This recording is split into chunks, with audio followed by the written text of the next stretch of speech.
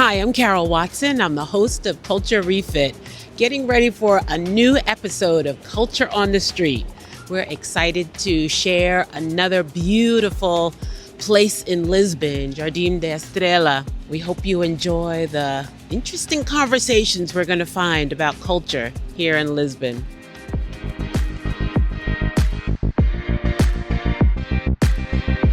Can you share your name and where you're from? Hi, my name is Ivy Nogede and I'm Nigerian. So what brought you to Lisbon?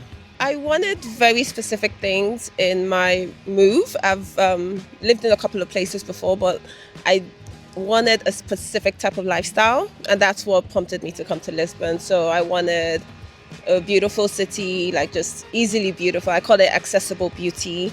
So you don't need to do anything special to see beautiful things. It's just literally every day. I wanted a small city that was walkable. I wanted a city that had architecture and history, culture, very culturally strong.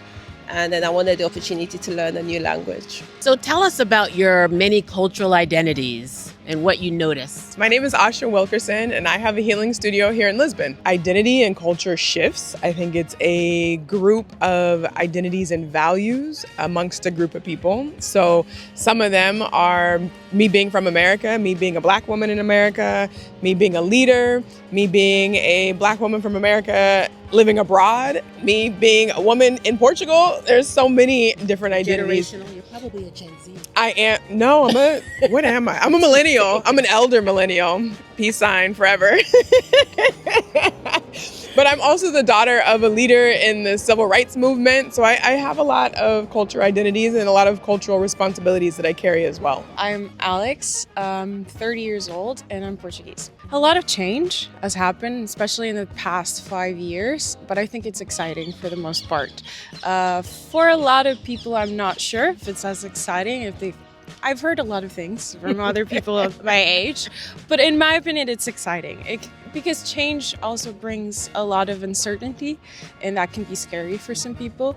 But I think it's an opportunity to be more exposed to other cultures and learn from those cultures. And when you mix a lot of cultures, it becomes something beautiful, in my opinion.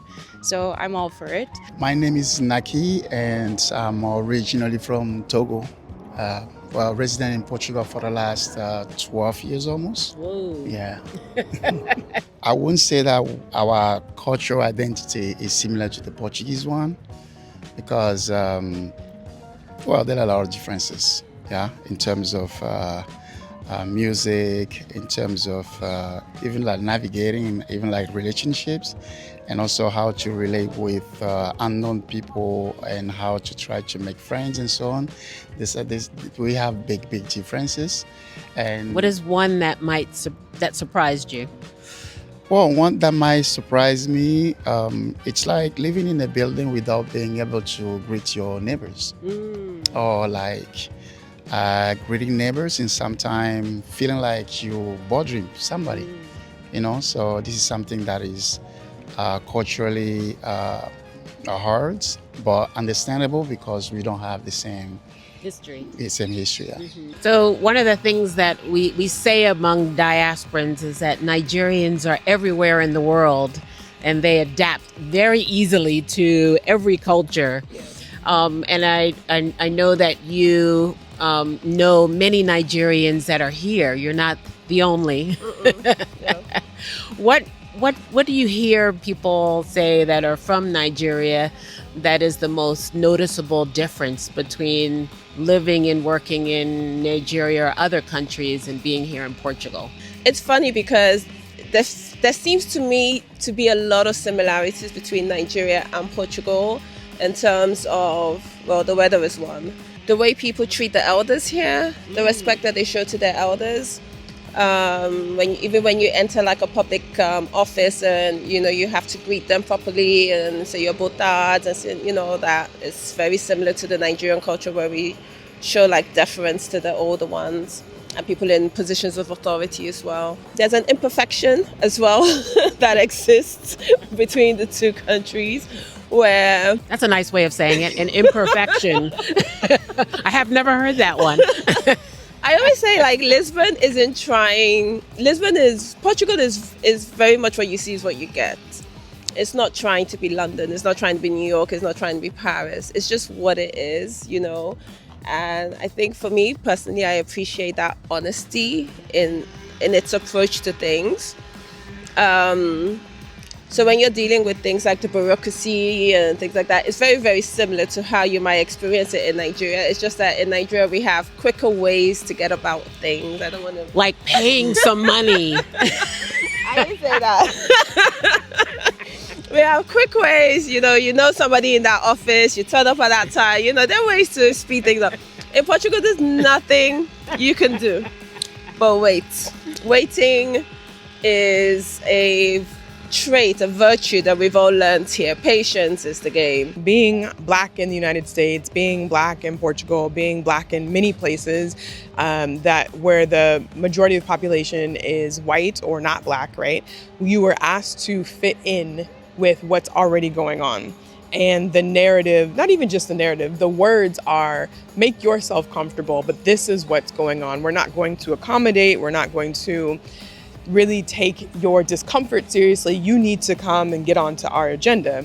But I created the healing studio Asha's Place Lisbon so that you can show up however you are and be well received and be comfortable. So instead of thinking you need to fit into the culture at the studio, I want you to bring all of yourself, all of your questions, all of your quirks. People are like, I'm a little weird. I'm like, we're all a little weird. It's okay. We can all be weird together, right? Weird. Yeah. Do it all together. And so we created this really expansive culture across languages, across nationalities, across ethnicities, across identities, right? Across gender spectrum, across whatever, because it is a safe space for people to be added to the culture instead of molded to shape a dominant culture. I think one of the best ways to test or to understand your own culture is to jump into somebody else's, because culture can be invisible. It can be pervasive. It's just the rules that you understand, maybe that you've grown up with, the expectations.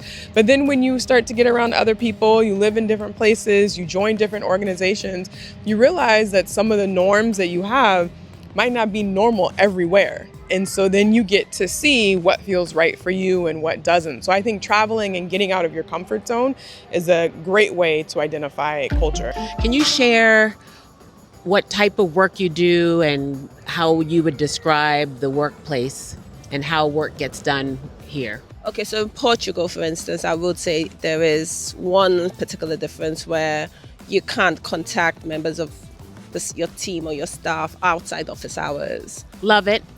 Very un-American. Yes, exactly. Just by way of background, I am a recovering licensed attorney in California. So Forever recovering. How's that going? Forever recovering. Now I'm a healer, so it's like a 180 flip. But just thinking about being in law and being in education in the United States and thinking about who gets access and what our corporations look like and who are our leaders, it's really important for me to look at culture add instead of culture fit. In the US, we use this term culture fit. You're often denied because you're not a good cultural fit for the program, right? But if you allow people to bring themselves to the table, their whole selves, there's so much more that you can get, that you can learn, and it becomes a culture add. So now we're expanding the culture. And in business-wise, you want to be able to reach as many people as you could possibly reach. If you keep replicating the same thing, the same person, then you have that narrow audience that you can talk to. But if you think about adding to the culture, then it becomes expansive, and you don't even know where it can go because you're not just recreating with your limitations, you're now adding more expansiveness to the program, to the opportunity. As an African person and working in the Western world, right? So the real estate profession or branch is something that is a little bit selective, let's say, because there are a lot of stereotypes also, and a lot of people may not see like a Black person with locks being serious in this kind of work.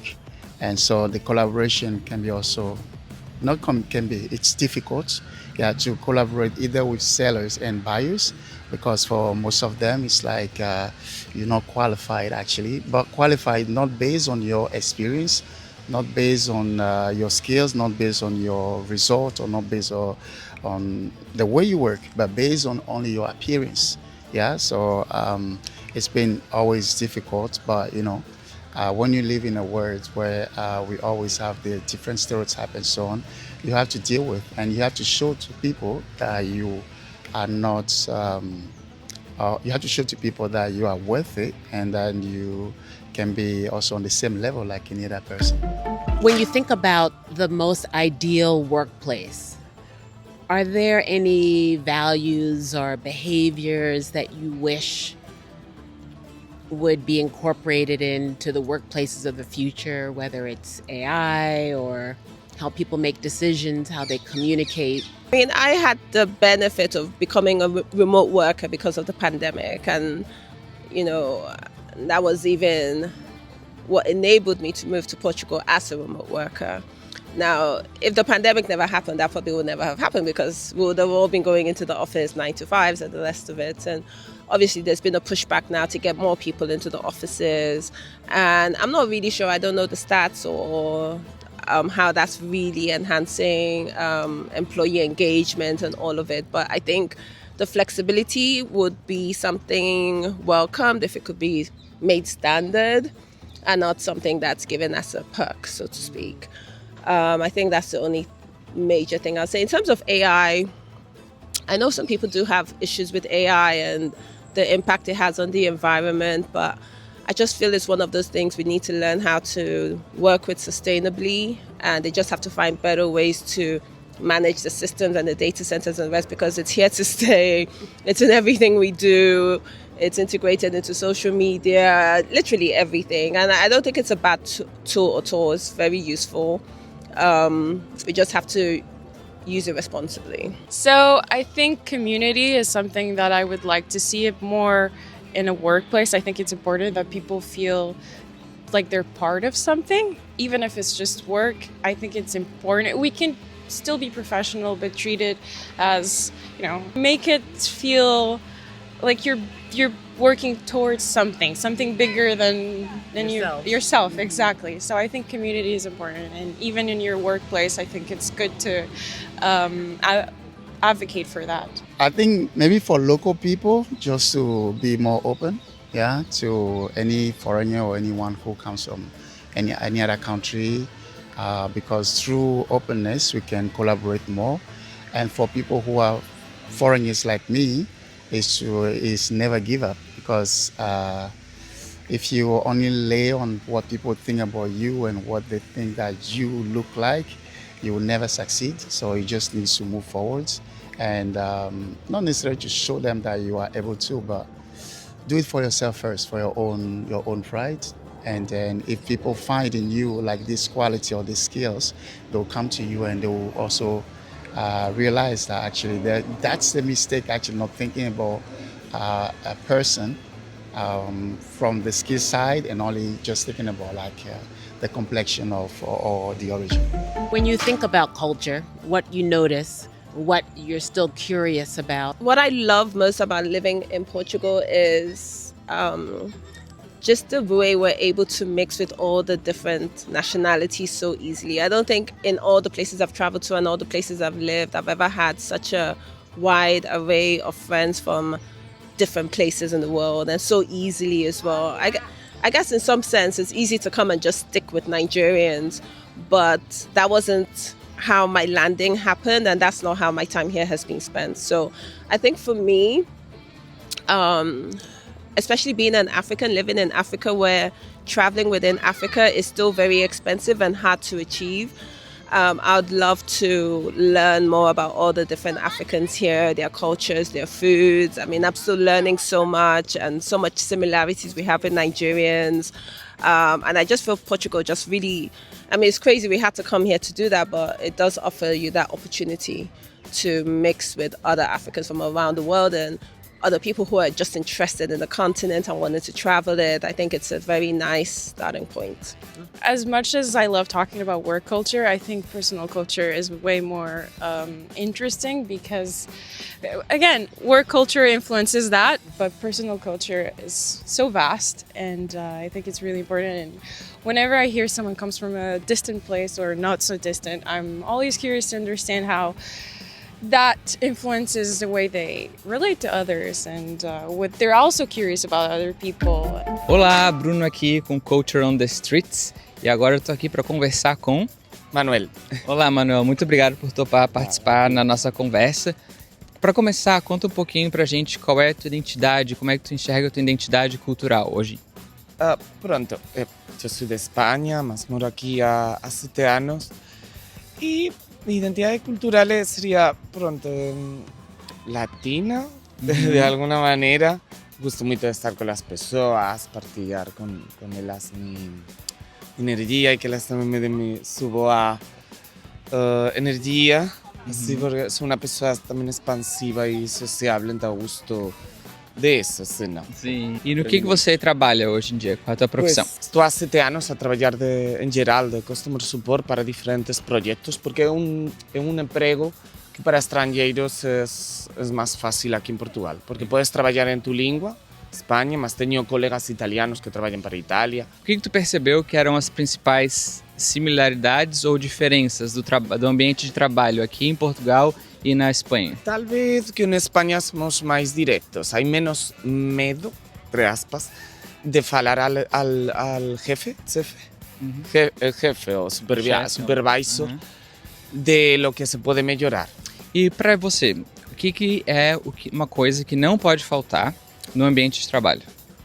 Buen ambiente, los colegas, respeto, que nos llevemos bien, que estemos bien entre nosotros, que estemos confortables con los jefes, supervisors, team leaders, que sea un ambiente constructivo sempre, críticas construtivas, que se pode melhorar, que se pode fazer. E o que você acha que a gente precisa agora eliminar do ambiente de trabalho? Que não é mais aceitável a gente ter no ambiente de trabalho?